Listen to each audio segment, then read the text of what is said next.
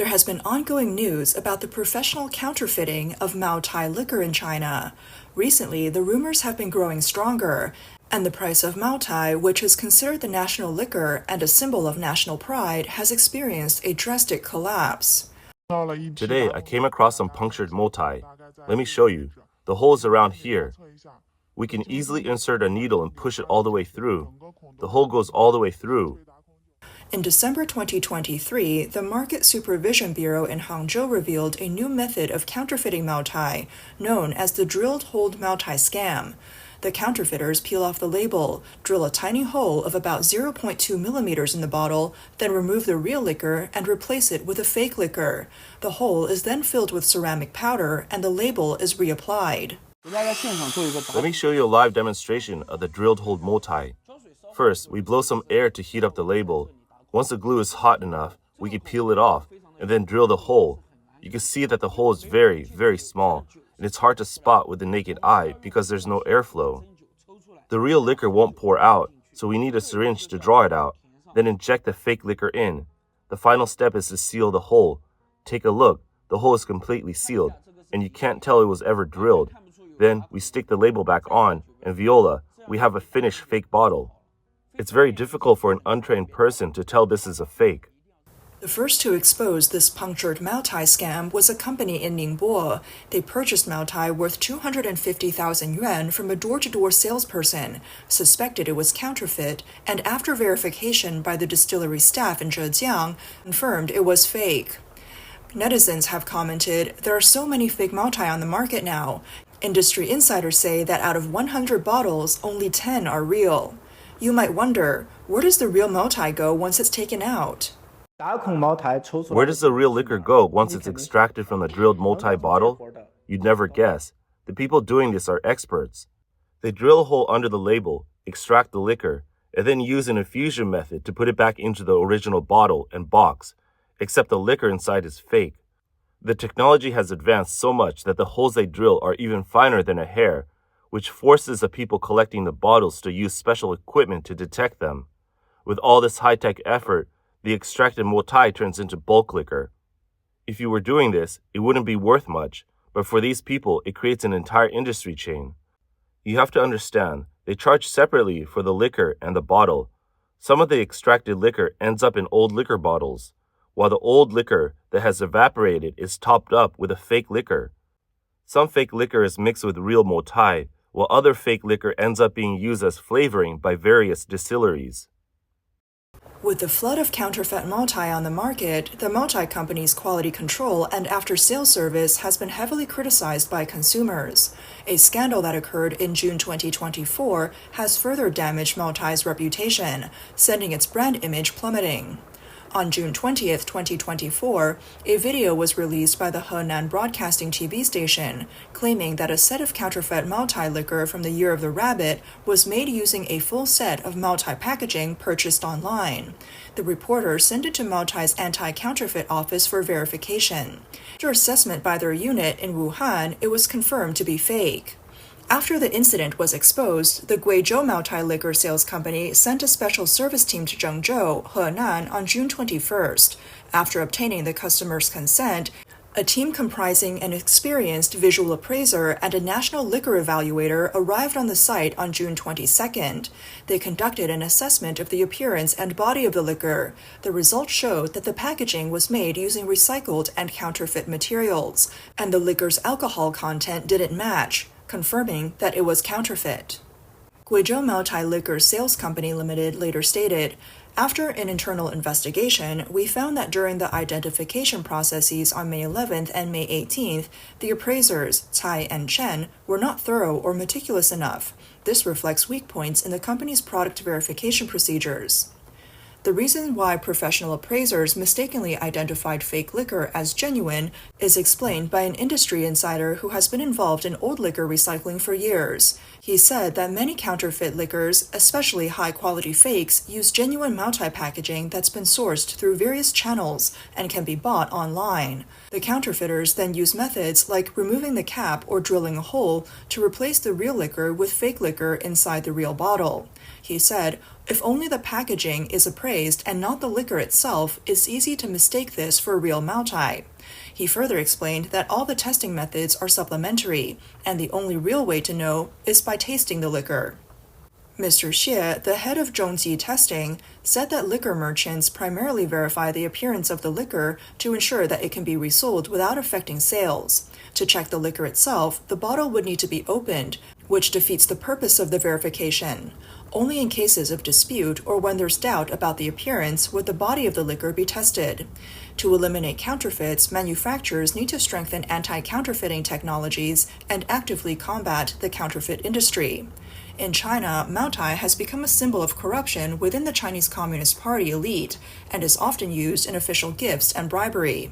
It has become a special supply product for military regions, government agencies, and officials. CCP elite have always considered it an honor to receive these special supply items, which has created opportunities for counterfeiters. Recently, Shandong police raided 6 locations in a hidden village in a southern mountainous area, where military counterfeit liquor was being produced and sold. They arrested 7 suspects and seized over 1,000 bottles of special supply liquor. According to reports from Chinese media, the counterfeit liquor production sites were extremely messy, with numerous boxes, bottles, and packaging materials labeled with military insignia. These counterfeit special supply liquors were made from low-quality products mixed with alcohol essence and colorants, with production costs as low as 3 yuan per bottle. Despite this, the bottles were sold for hundreds or even thousands of yuan. On June 10, 2024, People's Daily reported that the Ministry of Public Security had been cracking down on the production and sale of counterfeit special supply and exclusive supply liquors. Over the course of 3 months, 318,000 bottles of illegal liquor were seized, and 48 criminal organizations were dismantled. A total of 417 suspects were arrested, with the involved money amounting to 890 million yuan. Lawyer Yang Sheng from mainland China stated that most of the Moutai on the market is counterfeit, as the real Moutai is directly distributed to the military, embassies, and provincial-level government receptions. Even though it's considered special supply, the bottles don't have special supply labeled on them. He explained that most bottles labeled as exclusive supply or special supply are fake. In 2005, the CCP military ordered battle readiness Moutai, which was stored in military flasks. The General Logistics Department, which handles finances, supplies, and procurement for the military, was responsible for purchasing the Moutai. Reports indicate that the Moutai supplied to the government and military accounted for 60% of the company's total sales each year. In recent years, several CCP officials have been implicated in corruption scandals related to Moutai. For example, when former Vice Minister of the General Logistics Department Gu Junshan's home was raided, 1,300 bottles of Moutai were found in his mansion, worth an estimated 15.6 million yuan. There's been widespread speculation that the CCP leader Xi Jinping enjoys drinking Moutai. In an article in the Moutai Liquor Report on June 30, 2005, it was reported that Xi Jinping, who was at that time the secretary of the Zhejiang Provincial Party Committee, hosted Moutai Group Chairman Ji Keliang and Moutai Chairman Yuan Renguo at the Westlake State Guest House on June 20th.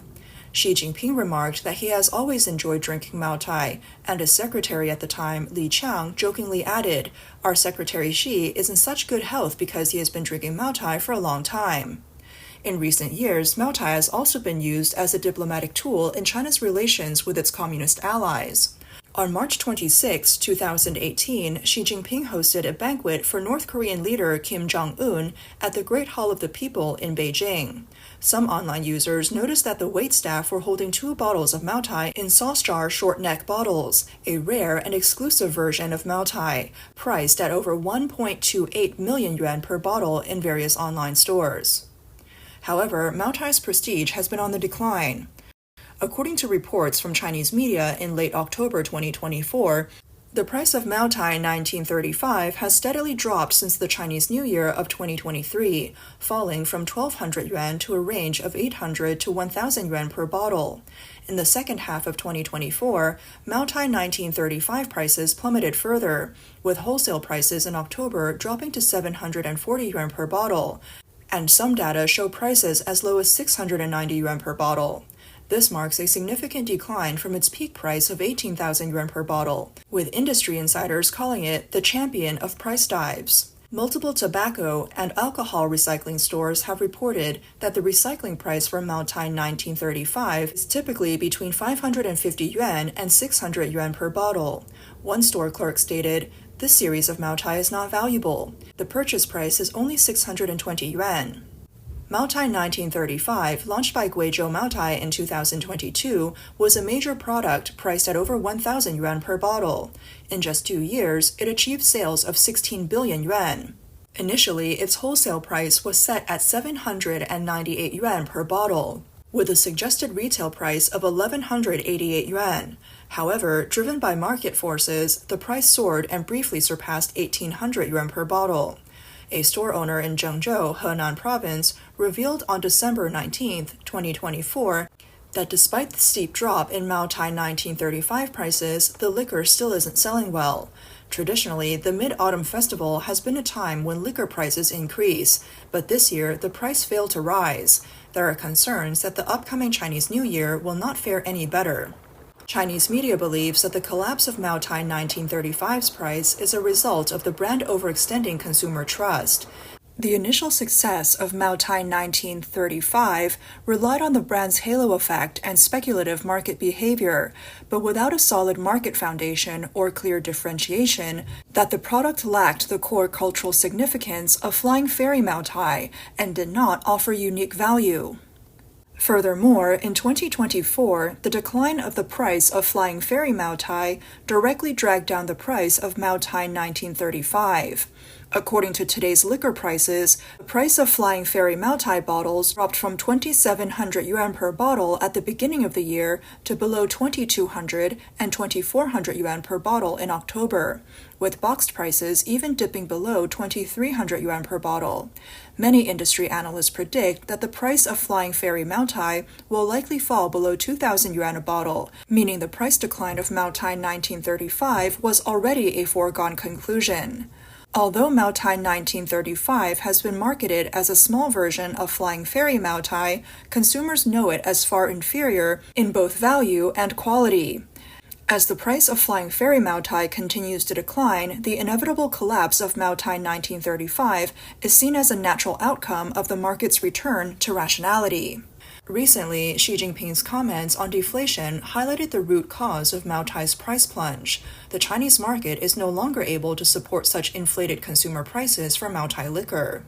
A December 2024 article in the Wall Street Journal reported that an important consulting agency in China had warned CCP leaders that if more urgent measures are not taken to stimulate the persistently sluggish economy, China could fall into a deflationary spiral similar to the economic crisis the United States experienced during the Great Depression. Xi Jinping remains unperturbed by warnings about deflation.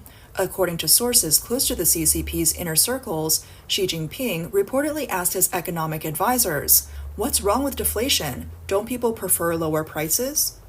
This dismissive attitude has led to deflation becoming a taboo topic within CCP's decision-making circle, with no one daring to bring it up again. Xi Jinping's lack of understanding of basic economic principles and his seemingly foolish comments have left many stunned. According to economic theory, moderate inflation, with a consumer price index of 2% to 3%, is most beneficial for the economy because it encourages people to spend, as they perceive rising prices and act quickly to purchase goods, without facing significant financial pressure. In contrast, during deflation, as prices continuously fall, consumers delay their purchases, leading to a reduction in consumption and economic contraction. This is the impact on the consumer side. On the production side, the situation is even more alarming. In a deflationary spiral, producers engage in aggressive price cuts, often operating at a loss. This leads to layoffs or wage reductions, which results in even less purchasing power for the population and further reduces consumption. What's even more alarming is that when Xi asked, "What's wrong with deflation?" his economic advisors remained silent. Why did no one dare to explain that deflation could destroy the entire economy? The answer is that those who spoke out were silenced, and the remaining voices were yes-men and politicians who lacked economic understanding. Reports from the Wall Street Journal point out that over Xi Jinping's more than a decade in power, he has consistently made the worst possible choices, leading to high national debt, a real estate bubble collapse, the country edging toward a deflationary cycle, a slowdown in economic growth, a collapse in foreign investment, and consumer confidence nearing historic lows. Despite this, insiders suggest that Xi remains stubborn in his belief that the East will rise and the West will decline. He continues to believe that his top-down management approach to China's economy, as well as his plans to make China a more powerful industrial nation, will enable the CCP to surpass the United States in economic strength. In his New Year's Eve speech on December 31, 2024, Xi Jinping claimed that China's economy was showing signs of recovery in 2024, and that GDP was expected to exceed 130 trillion yuan for the year. When addressing the issue of Taiwan, Xi emphasized, "No one can stop the historical trend of national reunification." Experts lament that Xi seems to be living in a parallel universe. However, this year's speech had an unusual backdrop, revealing a different message. In his speech, Xi highlighted several figures showcasing China's economic achievements in 2024. For instance, China's grain production surpassed 700 billion kilograms. He said that Chinese bowls are filled with more Chinese grains, and the country made significant progress in emerging fields such as artificial intelligence and quantum communications. Additionally, the production of new energy vehicles broke through 10 million units for the first time.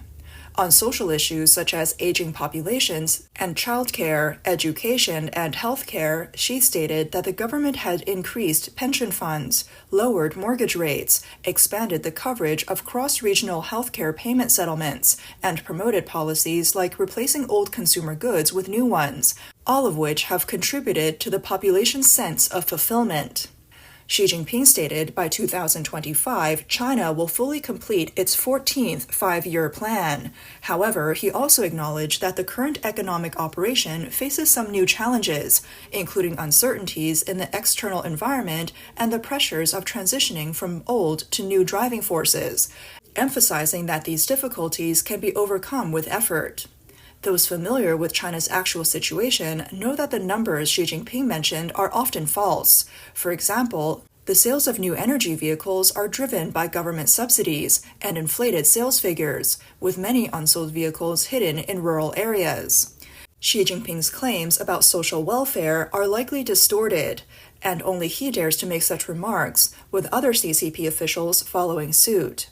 Even today, Xi continues to dream of unifying Taiwan. While no other officials may dare to openly oppose him, they are quietly resisting him behind his back, which has led to Xi's continuous purging of senior military officials, even those loyal to him. President Xi Jinping seems to be living in a world of his own delusion, oblivious to the economic collapse that's looming. Perhaps soon he will find out firsthand what the implications of deflation really are.